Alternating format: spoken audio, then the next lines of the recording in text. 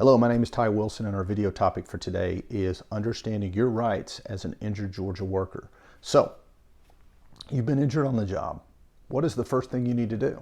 Well, if you've been injured on the job, you need to immediately notify your supervisor and or your boss. You need to let them know that you were hurt, injured on the job, and you need to let them know head to toe anything that feels kind of funny. That may be an injury. You may be hurting particularly in one place, but something else may feel funny. You want to make sure you notify them of all injuries. This could be something where you're prevented from getting care for a secondary injury if you don't let them know early on. So it is very, very important that you let them know from the start every body part that feels funny or different. The doctors will hopefully then check it out and then determine if that's something that needs further medical care. So once you've told your supervisor and boss that you've been injured, how you got hurt, and that you need medical care, the question is going to become, does your employer have 3 or more employees? If they do, they're supposed to have something called a posted panel of physicians. What's that? Well, a posted panel of physicians is a list of doctors that you can go to if you're injured on the job. Now, just because they have that list of doctors doesn't mean that it is a legally valid panel. Well, that's a term of art through the world of workers' comp.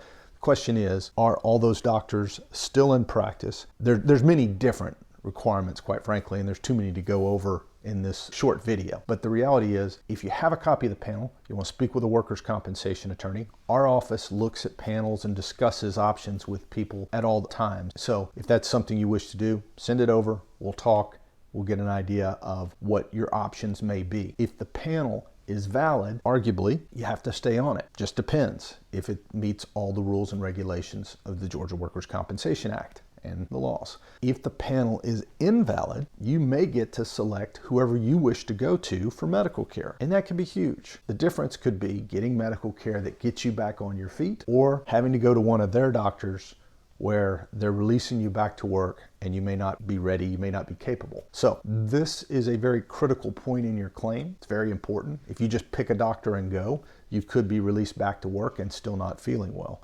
And so we see that a lot. So you want to be really careful. Have any questions?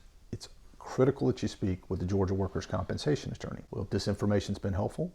We will see you on the next video. Thank you. If you or a loved one has been injured on the job and have questions about what is going on with your claim, feel free to give us a call or reach out. We'll be happy to answer any question we can to help you move along with the claim. Thank you.